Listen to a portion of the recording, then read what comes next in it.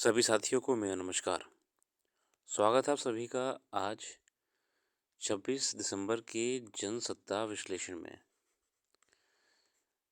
देखते हैं आज के अखबार में कौन सी खबरें हैं महत्वपूर्ण और हमारे आगामी परीक्षाओं में किस तरीके से हम उन्हें उपयोग में ला सकते हैं। हम सीधे एडिटोरियल्स पे आने का प्रयास करेंगे, बाकी पेपर आप भी अध्ययन करिए, क्योंकि अध्ययन जब हम खुद करते हैं तो हम चीज़ों को और बेहतर जान पाते हैं। हम इस वीडियो के माध्यम से आर्टिकल्स को समझने का तरीका क्या होना चाहिए वो बताने का प्रयास करते हैं। आप खुद से भी इस अखबार में मौजूद सभी खबरों से गुजरा करिए और ये देखा करिए कि कैसे आपके सिलेबस के अकॉर्डिंग वो खबरें काम में आएंगी। प्रथम आर्टिकल हमारे सामने है, लेख जो है दुरुस्त आयात। केंद्रीय खेल मंत्रालय ने जिस तरह भारतीय कुश्ती महासंघ यानी WFI को निलंबित कर दिया, उससे यह पता चलता है कि इस मामले पर चल रही खींचातान के बीच कैसे एक तरह से अराजक माहौल खड़ा हो रहा था और इसके लिए सरकार के रुख पर सवाल उठ रहे थे। हालांकि WFI के संदर्भ में सरकार का ताज़ा का फैसले का आधार तकनीकी है, लेकिन इसका एक संदेश ये भी निकला है कि महिलाएं खिलाड़ियों ने भारतीय कुश्ती महासंघ के समूचे ढांचे और कामकाज के तौर तरीके को लेकर जो आईना दिखाया था, वास्तव में वह ज़मीनी हकीकत की बुनियाद पर उठाया गया था। देखिए,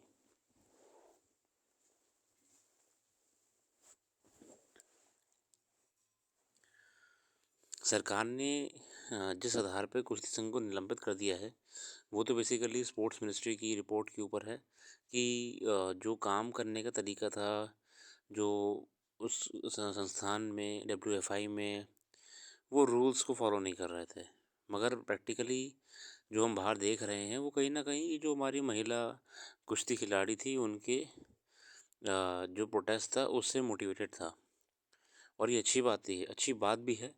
और कुश्ती संघ को लेके शिकायतें बहुत आती रही हैं, सिर्फ यही शिकायतें नहीं थी, शिकायतें बहुत आती रही हैं और गवर्नमेंट नहीं चाहती है कि नेगेटिव नैरेटिव सेट हो।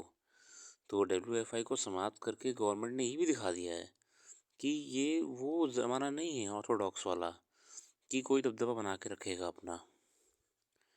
प्लेयर्स को सरकार ने मोटिवेट कर दिया है कि प्लेयर्स के हित में गवर्नमेंट काम करेगी, क्योंकि प्लेयर्स हमारे लिए मेडल्स लाते हैं, प्लेयर्स हमारे लिए जीत के लाते हैं, सम्मान लाते हैं। तो गवर्नमेंट ने क्या रखा है साफ अपने एजेंडा में कि जो भी काम होगा वो होगा डेवलप्ड नेशंस के लिए, एक डेवलपिंग नेशन बनाने के लिए, भारत को डेवलप्ड नेशन बनाने के लिए। और विकास की प्रगति में मेरे साथियों कोई भी अवरोध नहीं आना चाहिए। लाल फीताशाही और एसोसिएशन संघों का, मतलब WFI से संघों का दबदबा होना, ये विकास के लिए ठीक नहीं होता है। हमें एक रेगुलेटरी बॉडी की ज़रूरत है, ऐसी बॉडी जो इंडिपेंडेंट मैनर में बिना कोई पॉलिटिक्स के काम करे और हमारे स्पोर्ट्स वेलफेयर के लिए ही सोचे। चलिए आगे आते हैं। गौरतलब है कि पिछले काफ़ी समय से कई महिलाएं पहलवानों ने भारतीय कुश्ती महासंघ के पूर्व अध्यक्ष ब्रजभूषण जी पर कई गंभीर सवाल उठाए थे और आंदोलन भी किया था, मगर उनकी मांगों पर सरकार ने कोई साफ रुख अख्तियार नहीं किया। हाल में जब WFI का चुनाव हुआ तब भी उसके अध्यक्ष के रूप में ब्रजभूषण शरण के ही नज़दीकी माने जाने वाले व्यक्ति को नियुक्ति हुई। किसी भी हाल में ये कोई आदर्श स्थिति नहीं है। देखिए, सही बात है। देखिए, जो हमारी बॉडीज़ होती हैं, जो रेगुलेटरी बॉडी है या कोई भी आपका संघ है या एसोसिएशन है, इंस्टीट्यूशन है, वो तभी अपनी फंक्शनिंग अच्छे से कर पाएगा जब उसको पहली बात तो किसी भी प्रकार के बायसनेस से फ्री होगा। तभी वो अपने जो सब्जेक्ट्स हैं, जो लोग हैं, उनके लिए वेलफेयर सोच पाएगा। तो ये वैसे भी अच्छी बात है। ये थोड़ा सा नैरेटिव भी दिख रहा था न्यूज़ में कि दबदबा बनाए हुए हैं कुछ बाहुबल वाले लोग, जो कि गलत था। और खिलाड़ी तो कुछ नहीं होते हैं, खिलाड़ी सिर्फ खिलाड़ी होते हैं, उनको तो कुछ भी करा लो, हम जो चाहें दबा सकते हैं। पर गवर्नमेंट ने ये क्लियर कर दिया है कि नहीं भैया, ऐसे नहीं होगा। आगे आते हैं ग्रामीण बाजार में पहुंच की मुश्किलें। आज देश की जनसंख्या लगभग 140 करोड़ है। इसमें से लगभग 70% जनसंख्या ग्रामीण क्षेत्रों में निवास करती है। इस दृष्टि से लगभग 98 करोड़ लोग ग्रामीण क्षेत्रों में निवास करते हैं। व्यावसायिक यूनिट में यह एक बहुत बड़ा बाजार है।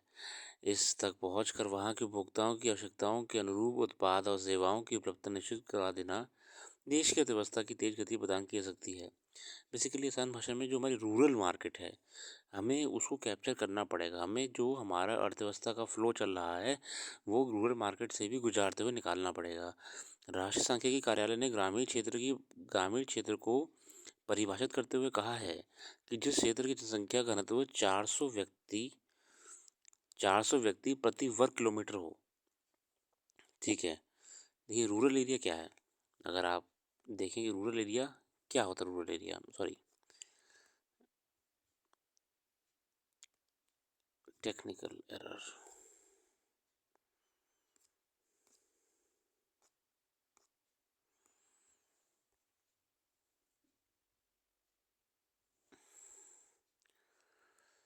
रूरल एरिया देखिए, जो हमारी नेशनल सांख्यिकी सर्वे है NSSO,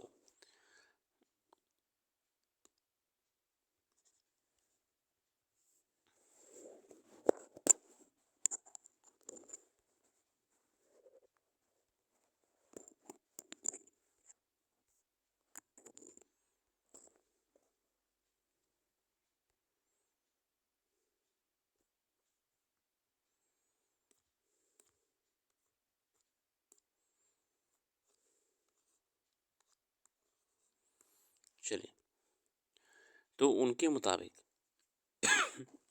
सॉरी वह क्षेत्र जिसमें जनसंख्या घनत्व 400 व्यक्ति प्रति वर्ग किलोमीटर हो। 400 व्यक्ति 400 व्यक्ति प्रति वर्ग किलोमीटर, ठीक है, स्क्वायर किलोमीटर, जिसकी स्पष्ट सीमा वाले क्षेत्र में कोई नगर पालिका या बोर्ड जिसकी स्पष्ट सीमा वाले क्षेत्र में कोई नगर पालिका या बोर्ड हो, जिसके पुरुष कामकाजी आबादी कम से कम 75% लोग कृषि और संबंध गतिविधियों में शामिल हो। 75%।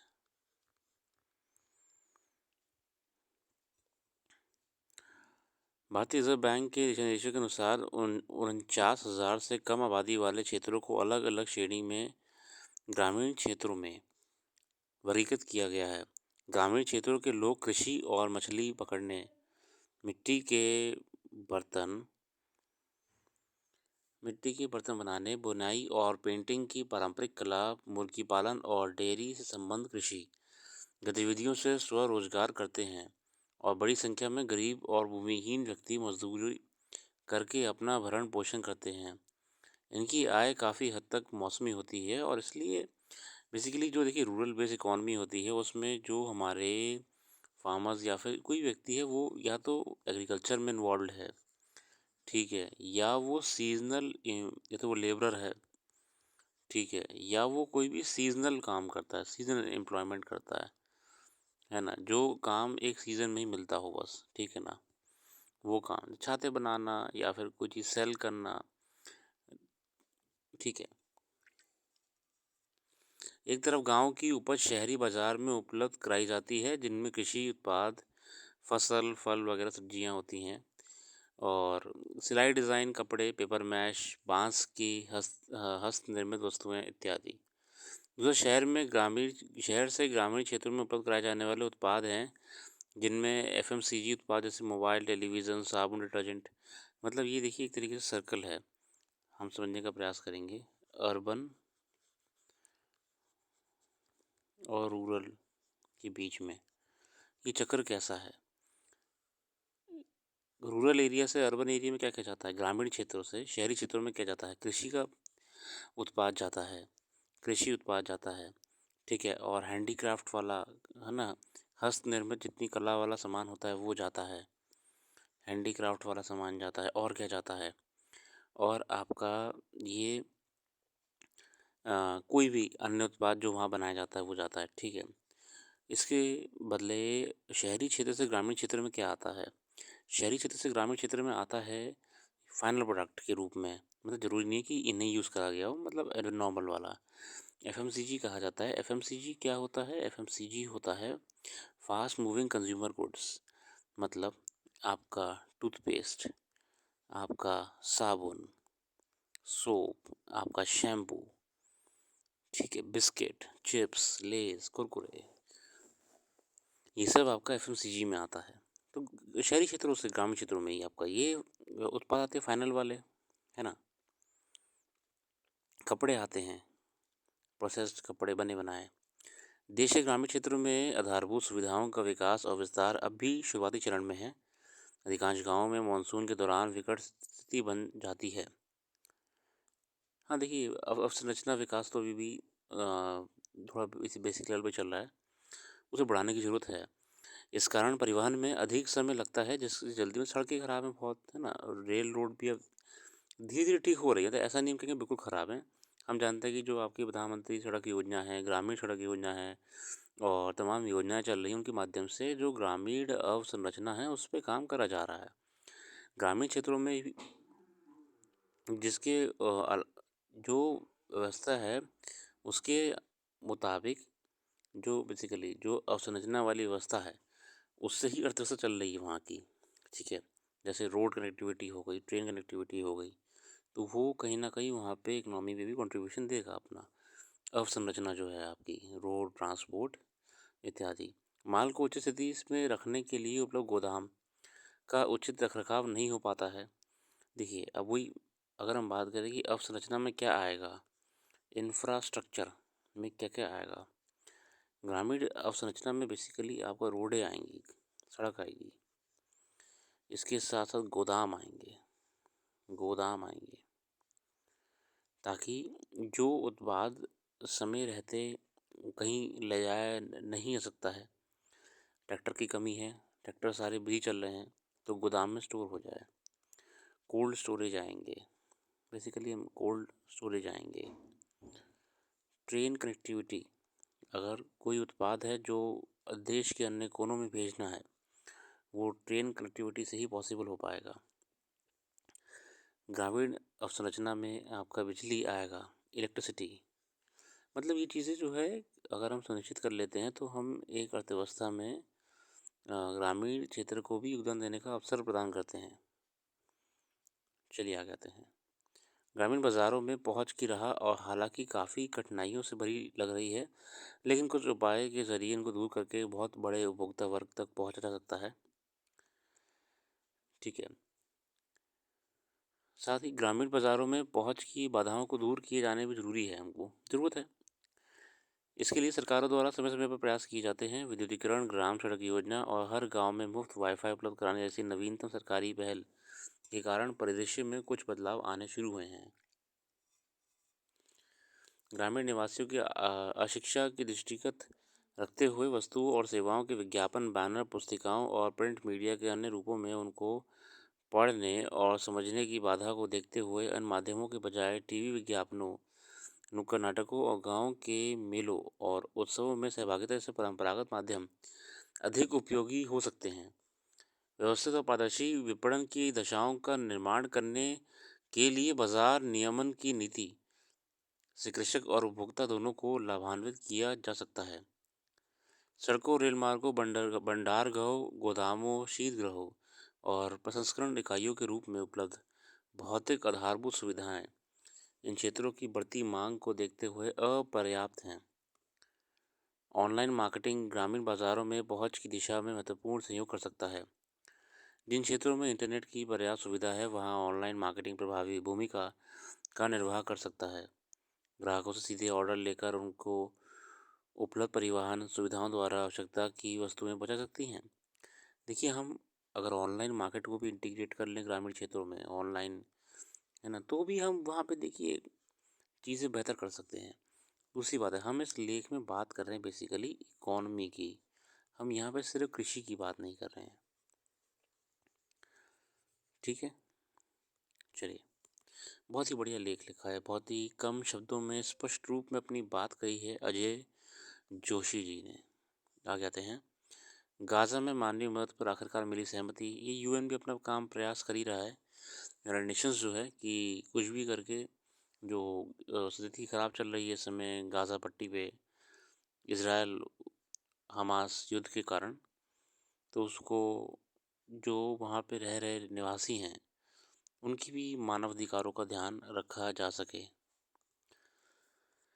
चलिए आगे देखते हैं।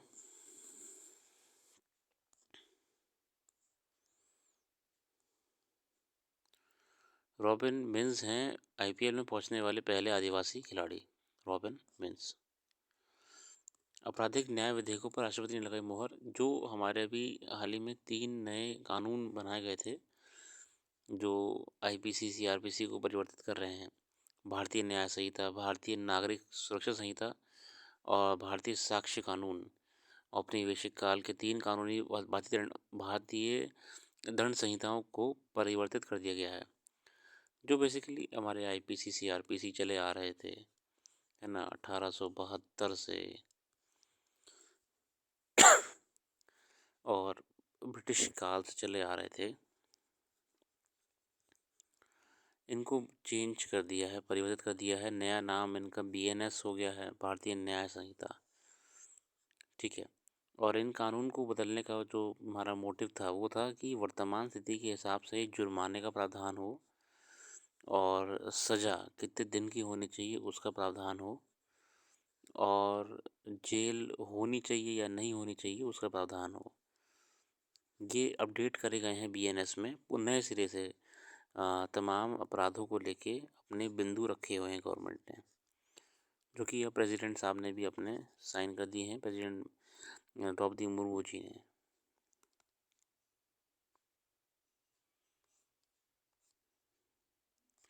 चलिए आगे देखते हैं। आज के लिए हम इतना ही रखते हैं। अपना कीमती समय देने के लिए बहुत बहुत धन्यवाद। आपका दिन शुभ हो।